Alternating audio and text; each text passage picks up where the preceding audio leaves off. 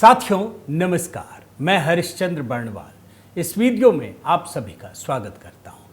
दोस्तों, आज एक ऐसे विषय पर बात करना चाहता हूं जिस पर कोई सामान्य रूप से बात नहीं करता या करना नहीं चाहता। आज मैं बात करूंगा दोस्तों कि जब इस देश के चीफ जस्टिस ऑफ इंडिया का अपमान होता है तो क्या होता है, जब इस देश के प्रधानमंत्री का अपमान होता है तब क्या होता है। और सवाल तो यह भी है कि आखिर चीफ जस्टिस ऑफ इंडिया का अपमान क्यों किया गया, कैसे किया गया और इसके बाद कौन सी कार्रवाई हुई। और एक महत्वपूर्ण सवाल दोस्तों कि आखिर इस देश में सुप्रीम कोर्ट को लेकर जो लोगों के बीच विश्वसनीयता है वो क्यों कम होती जा रही है। दोस्तों, कुछ ऐसी घटनाएं हाल के दिनों में हुई है ना जिस पर सामान्य रूप से चर्चा नहीं हुई। भारत पाकिस्तान के बीच टेंशन के दौरान ये चीजें बड़ी मायने रखती है दोस्तों, आप यकीन मानिए। और सुप्रीम कोर्ट के अगर चीफ जस्टिस ऑफ इंडिया हो तब बात तो एकदम से अलग हो जाती है। तो आज आपको मैं दिखाता हूं कि क्यों और कैसे chief justice of India Gavai साहब का अपमान हुआ, उन्होंने क्या किया, उसका क्या असर पड़ा। और इतना ही नहीं, एक जस्टिस के अलावा प्रधानमंत्री मोदी से भी इस पूरे के पूरे वाक्य को जोड़कर दिखाऊंगा, क्योंकि मामला तो प्रोटोकॉल का है।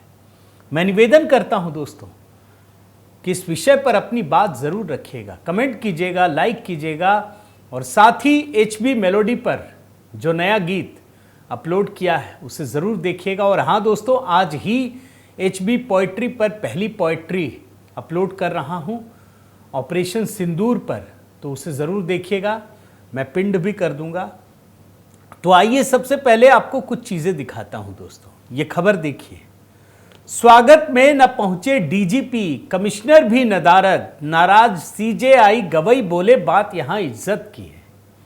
अब आप सोचिए कि चीफ जस्टिस ऑफ इंडिया को यह कहना पड़ रहा है कि मेरे स्वागत में ना DGP आया और ना कमिश्नर आया, कोई आया ही नहीं। यह बात तो इज्जत की है, उनको दिल पर लग गई है। और यह तो बिल्कुल लेटेस्ट है, लेकिन जो दूसरी खबर है वो भी एकदम लेटेस्ट ही है दोस्तों, ज्यादा दिन नहीं हुआ, 2-3 दिन हुआ है। यह देखिए, सुप्रीम कोर्ट की जस्टिस हैं बेला त्रिवेदी, और जब उनको विदाई दी गई तो उस प्रोटोकॉल का जो औपचारिक रूप से एक परंपरा है ना, जिसमें अंतिम कार्य दिवस में जो रिटायर करने वाली जस्टिस हैं या करने वाले जस्टिस हैं वो CJI के साथ बैठते हैं। और सुप्रीम कोर्ट बार एसोसिएशन के लिए यह परंपरा है कि एक विदाई समारोह आयोजित किया जाता है, नहीं किया गया। अब सवाल यह है कि सुप्रीम कोर्ट की एक जस्टिस जिनका अंतिम कार्य दिवस है वो परंपरा तोड़ क्यों दी गई। कोई तो बात होगी, कोई नाराजगी होगी, कुछ तो होगा। और CJI गवई को यह बोलना पड़ा कि ऐसा रुख नहीं अपनाया जाना चाहिए था। लेकिन इस मुद्दे से ज्यादा बड़ा मुद्दा है दोस्तों कि आखिर सुप्रीम कोर्ट के चीफ जस्टिस ऑफ इंडिया के साथ भी ऐसा हो गया। खबर क्या आप समझिए, और फिर मैं आपको एक एक करके उस बिंदु तक ले जाना चाहूंगा कि आखिर ये सब हो क्यों रहा है। प्रधानमंत्री मोदी के साथ हुआ तो क्या हुआ था। देखिए दोस्तों, खबर क्या है कि CJI BR Gavai chief justice बनने के बाद, प्रधान न्यायाधीश बनने के बाद पहली बार महाराष्ट्र पहुंचे।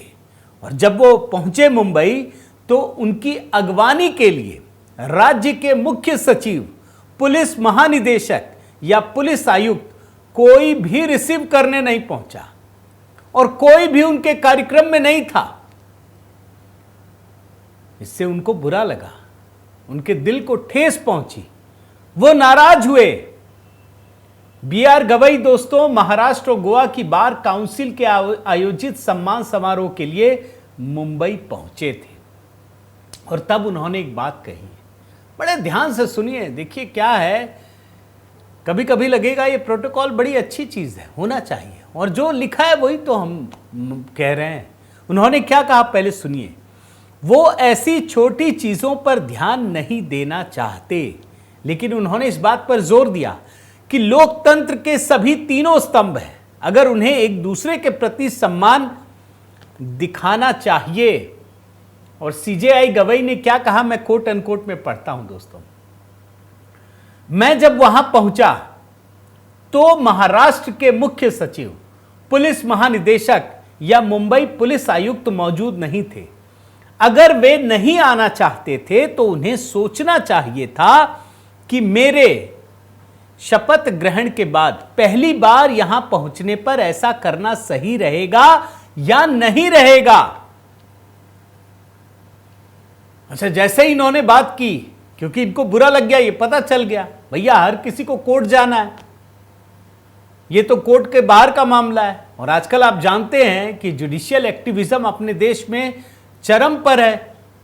भाई अभी राष्ट्रपति ने सवाल पूछा ना सुप्रीम कोर्ट से कि आप तो वो काम कर रहे हैं जो संविधान में भी नहीं लिखा है, जो सवाल पूछा गया, आप जानते हैं ना।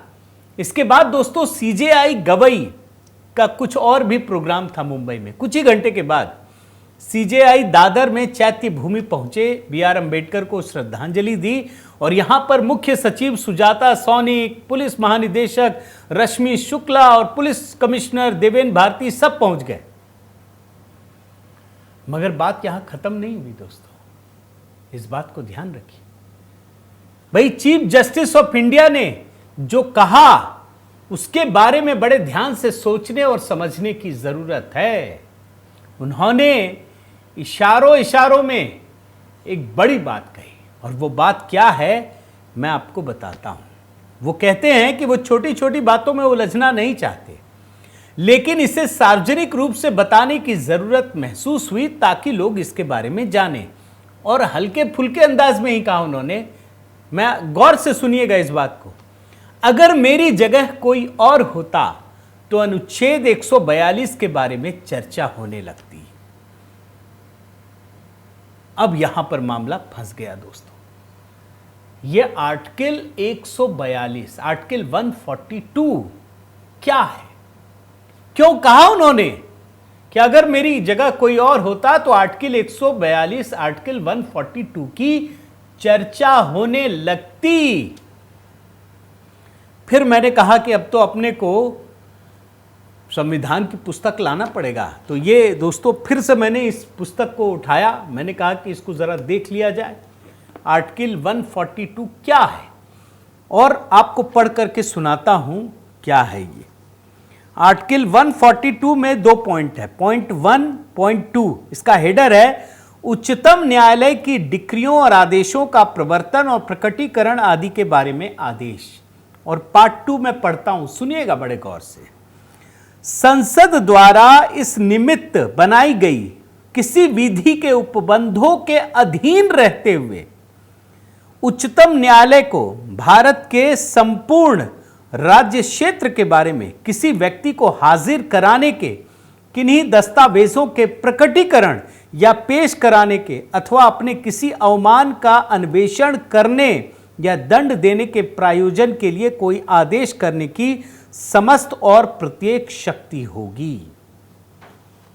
अब आप सोचिए, मतलब यहां यह लिखा है कि संसद द्वारा इस निमित्त बनाए गए किसी कानूनों के उपबंधों के अधीन रहते हुए सुप्रीम कोर्ट को किसी को भी बुलाने का अधिकार है। यह है आर्टिकल 142, पार्ट 2 में आपको सुना रहा हूं। लेकिन यहां भी लिखा है संसद द्वारा निमित्त बनाए गए किसी कानून के उपबंधों के अधीन रहते हुए।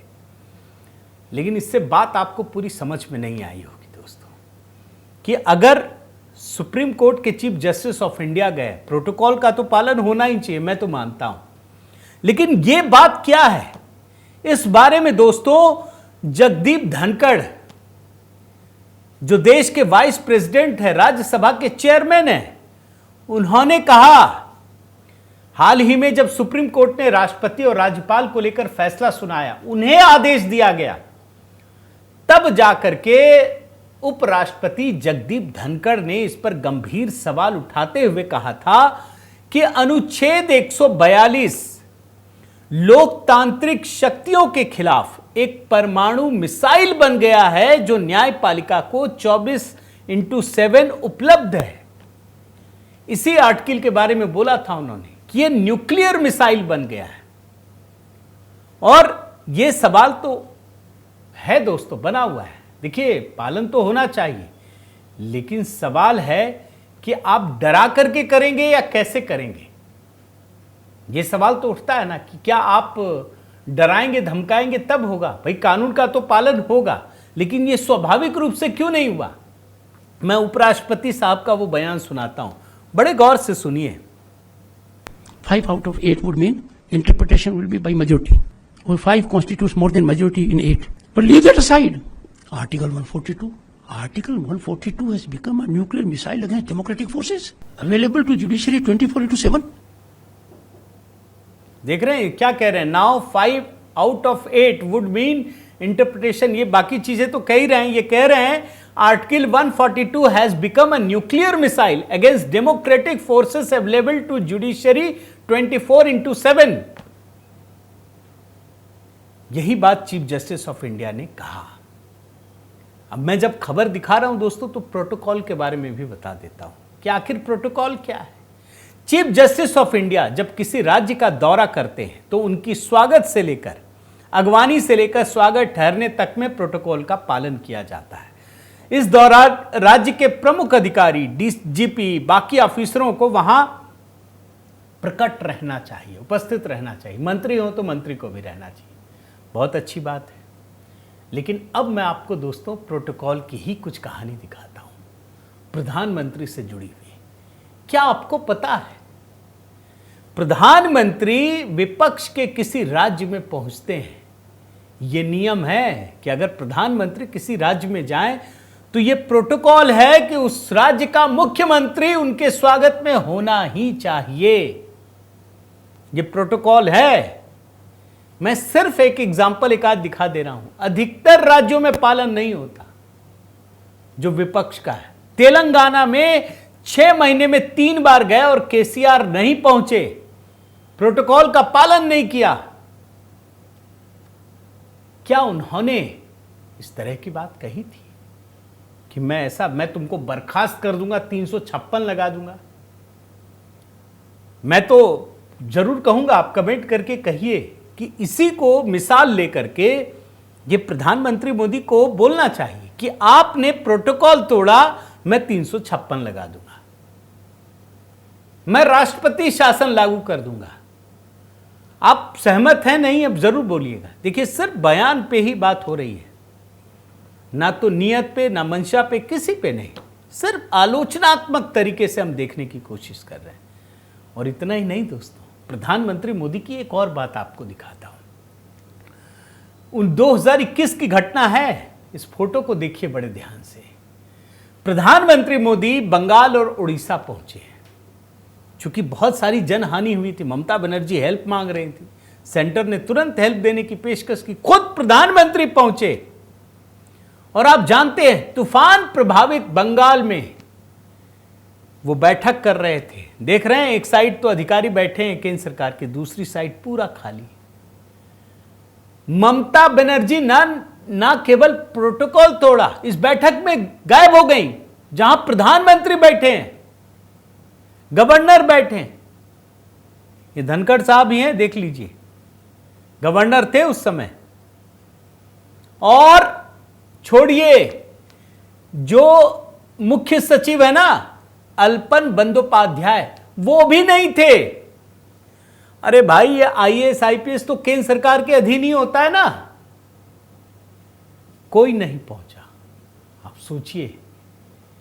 और जब चूंकि अधिकारियों का मामला है जो सीधे केंद्र सरकार की तरफ से जाता है, एक तरीके से यूपीएससी के जरिए केंद्र सरकार ने कार्रवाई शुरू की।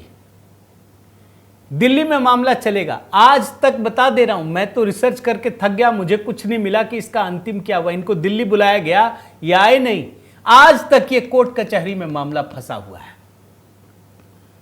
तो अब अगर ये मान लिया जाए कि सीजेआई के प्रोटोकॉल तोड़ने से इतनी बड़ी बात है, तो फिर प्रधानमंत्री मोदी के सामने अगर अधिकारी जो एक छोटे से अधिकारी, एक राज्य का गृह सचिव है, मुख्य सचिव, उसके खिलाफ कोई कार्रवाई नहीं होगी? हुई क्या सुप्रीम कोर्ट को संज्ञान नहीं लेना चाहिए? क्या सिर्फ इस आधार पर आर्टिकल 356 नहीं लगाना चाहिए? अब सरकार नहीं लगाती है तो इसकी वजह है कि सुप्रीम कोर्ट में जाकर यह ध्वस्त हो जाएगा। आप सोचिए दोस्तों, यह भी प्रोटोकॉल का मामला है। मैं फिर से सीजेआई पर आता हूं। जब गवई साहब बातचीत सीजेआई बनने वाले थे, अब देखिए मैं पढ़कर दिखा रहा हूं कि मीडिया के लोगों के साथ ऑफ कैमरा बातचीत की, तो पता है वो क्या कह रहे हैं कि वो देश के पहले बौद्ध चीफ जस्टिस बनने जा रहे हैं। उन्होंने कहा, कोट अनकोट में इसमें छपा है जो मैं पढ़ रहा हूं, मैं बौद्ध धर्म का पालन कर रहा हूं। मेरा सौभाग्य है कि बुद्ध पूर्णिमा के तत्काल बाद ही मैं चीफ जस्टिस पद की शपथ लूंगा। बाबा साहेब अंबेडकर के साथ ही मेरे पिता ने बौद्ध धर्म ग्रहण किया था। मैं देश का पहला बौद्ध चीफ जस्टिस बनूंगा। बहुत सही, लेकिन मेरा एक सवाल है दोस्तों कि क्या चीफ जस्टिस बनने वाला या कोई भी जस्टिस बनने वाला वो किसी धर्म का हो सकता है? वो धर्म से तो परे हो जाता है। और ये बात मैं नहीं कह रहा, इसके लिए मैं आपको रिपोर्ट दिखाता हूं, पढ़िए इसको। माफ कीजिए मिस्टर, जब हम अदालत में बैठते हैं तो किसी धर्म के मानने वाले नहीं रहते। वक्फ पर बहस के दौरान बोले चीफ जस्टिस, खन्ना साहब थे। ये मामला क्या आपको समझा देता हूं। जब वक्फ पे सुनवाई हो रही थी ना दोस्तों, तो ये सवाल पूछा गया कि भाई जब वक्फ का मामला है, धर्म का मामला है, तो उसमें हिंदू कैसे रहेगा, कोई दूसरे धर्म का कैसे रहेगा? जबकि ये कहा जा रहा था ये धर्म का मामला नहीं है, ये प्रशासनिक मामला है। सुप्रीम कोर्ट ने सवाल पूछा, उसमें दूसरे धर्म का लोग कैसे रह सकता है? तो जानते हैं सॉलिसिटर जनरल तुषार मेहता ने क्या कहा? फिर तो आप सुनवाई भी नहीं कर सकते अगर यही तर्क रखा जाए कि मुसलमानों के मामले में कोई दूसरे धर्म का आदमी सुनवाई कैसे करेगा, फिर तो मुस्लिम को ही लाना पड़ेगा जस्टिस। तब जाकर चीफ जस्टिस उस समय कहते हैं, माफ कीजिए मिस्टर, जब हम अदालत में बैठते हैं तो किसी धर्म के मानने वाले नहीं रहते। मैं सिर्फ तर्क दिखा रहा हूं दोस्तों। उस तर्क पर अगर ये बौद्ध धर्म का पालन करते हैं, बौद्ध धर्म तो भारत की आत्मा है। मैं सिर्फ कॉन्ट्राडिक्शंस आपको दिखाने की कोशिश कर रहा हूं दोस्तों। और तब जाकर के मैं ये जरूर कहूंगा कि आखिर वो कौन सी वजह है। भाई ठीक है, आज चीफ जस्टिस ऑफ इंडिया ने कहा सब भागे भागे आए और खड़े हो गए, लेकिन ये तो सच है ना दोस्तों कि जुडिशरी से लोगों का विश्वास कम हो गया है। और ये बात मैं नहीं, खुद वाइस प्रेसिडेंट ऑफ इंडिया वो कह चुके हैं। पूरा बयान है, मैं आपको दिखा रहा हूं, देखिए। There was a survey conducted recently by a media house that indicated that public confidence in the institutions of judiciary is dwindling. लोगों का विश्वास जुडिशरी के प्रति कम होता जा रहा है। और आप देखिए, सी वोटर ने बाकायदा एक सर्वे किया, उसमें खुलासा हुआ है कि 50% से भी कम लोगों को न्यायपालिका पर पूरा भरोसा है। करीब 47% लोगों का मानना है कि न्यायपालिका में भ्रष्टाचार है, जबकि 36% लोग कहते हैं कि कुछ हद तक भ्रष्टाचार मौजूद है। अब एक सवाल छोड़ता हूं कि आखिर ऐसा क्यों है? क्यों जुडिशरी के प्रति लोगों का विश्वास कम हो गया?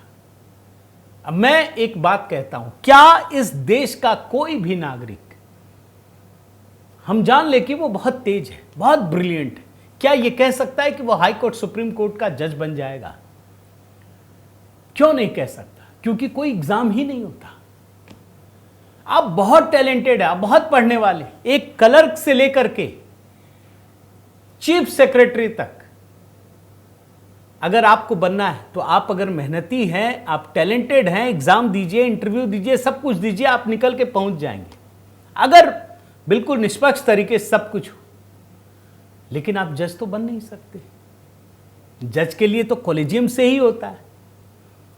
तो आज अगर कोई जस्टिस बनता है, चीफ जस्टिस बनता है, तो मैंने तो नहीं देखा कि देश में कहीं जश्न हो रहा हो, कोई बहुत खुशी मना रहा हो, लोगों में उत्साह हो कि कुछ बदल जाएगा। उनकी, और कई बार कह चुके हैं कि इनकी ये किसी के प्रति जवाबदेह नहीं है।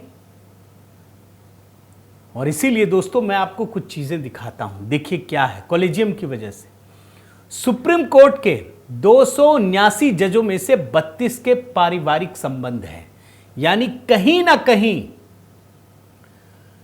रिश्तेदार रहे हैं और वही सुप्रीम कोर्ट में पहुंचे। इतना ही नहीं, भारत के 51 पूर्व सीजेआई में 6 ऐसे हैं जिनके रिश्तेदार इस पद पर रह चुके हैं, सर्वोच्च पद पर। आप सोचिए, 6 सीजेआई, तो यानी एक ही परिवार से ये आगे बढ़ रहा है। और इतना ही नहीं, मैं एक और रिपोर्ट दिखाता हूं, ये देखिए सर्वे।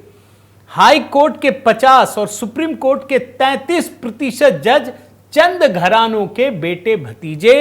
ये है भारत में जुडिशरी का हाल, जनसत्ता की रिपोर्ट दिखा रहा हूं। और ये बात भी झगड़े में आती है। मैं आपको एक और रिपोर्ट दिखाता हूं कि हाई कोर्ट हिमाचल प्रदेश के 2 जिला न्यायाधीश हैं। हिमाचल प्रदेश हाई कोर्ट ने कोई फैसला किया होगा, 2 जज पहुंच गए सुप्रीम कोर्ट कि मेरिट और सीनियरिटी को नजरअंदाज करते हुए हम लोगों को छांट दिया गया, यानी भेदभाव का आरोप लगा है। और ये बात तो सच है ना दोस्तों, क्योंकि याद कीजिए, मैं आपको दिखा चुका हूं, केंद्रीय कानून मंत्री थे किरण रिजिजू, उन्होंने ये सवाल उठाया था कॉलेजियम पर। सवाल उठाते हुए ये कहा था कि यहां तो भैया भाई भतीजावाद है, न्यायाधीशों का आधा समय तो इसी में निकल जाता है कि अगला न्यायाधीश किसे बनाना है, जबकि ये उनका काम नहीं है। उन्होंने एक लाइन कही थी कि इसे न्यायिक व्यवस्था का नेपोटिज्म कहा जाए तो गलत नहीं होगा। तो ये तो जुडिशरी का हाल है दोस्तों। और इसीलिए कुछ ऐसे फैसले हुए जो लोगों को पसंद नहीं आए। जैसे मैं आपको एक एग्जांपल देता हूं, भाई चुनाव आयोग की नियुक्ति करनी थी, 70 साल से एक व्यवस्था बनी हुई थी, अचानक से सुप्रीम कोर्ट ने उसको बदल दिया, कहा चीफ जस्टिस ऑफ इंडिया रहेगा। और यह आर्टिकल पढ़िए, चीफ जस्टिस को देवता बनाने पर तुला सुप्रीम कोर्ट, चुनाव आयोग की नियुक्ति में ले ली भूमिका। यानी सुप्रीम कोर्ट ने खुद फैसला देते हुए खुद को ही उसमें घुसा लिया। नहीं, जुडिशियल माने कार्यपालिका पर विश्वास नहीं है, विधायिका पर विश्वास नहीं है, तो भाई जुडिशरी में तो कोई होना चाहिए ना। ऐसा कैसे हो सकता है कि बाकी में जो नियुक्ति होगी उसमें जुडिशरी घुस जाए अपने मन से, अपने आप फैसला करते हुए, लेकिन जुडिशरी में नियुक्ति हो तो आप किसी को आने ही नहीं देंगे। भारत सरकार ने कानून बनाया, सर्वसम्मति से बनाया, 2/3 राज्यों ने स्वीकृति दे दी, एनजेएसी को आपने खारिज कर दिया। जो सवाल बहुत बड़े हैं दोस्तों। और इसीलिए मैंने ये आपको कॉन्ट्राडिक्शंस दिखाए कि एक ही समय में जब पीएम के लिए प्रोटोकॉल तोड़ा जाता है वो क्या करते हैं, सीजेआई के लिए प्रोटोकॉल तोड़ा जाता है तब क्या होता है। मैं उम्मीद करता हूं दोस्तों ये वीडियो आपको पसंद आया होगा। ज़रूर कमेंट करके अपनी बात रखिएगा, बताइएगा कि क्या वास्तव में जुडिशरी को लेकर लोगों का विश्वास गिर रहा है। आखिर क्या वजह है कि महाराष्ट्र में प्रोटोकॉल का पालन नहीं हुआ। मैं निवेदन करता हूं दोस्तों, अगर आपने चैनल सब्सक्राइब नहीं किया है तो ज़रूर कीजिए, लाइक कीजिए, कमेंट कीजिए, बेल आइकन दबाइए। और हाँ, HB मेलोडी वहाँ गीतों को देखने के अलावा HB पोइट्री पर भी दोस्तों बने रहिए, जुड़े रहिए। बहुत बहुत धन्यवाद। जय सिया राम।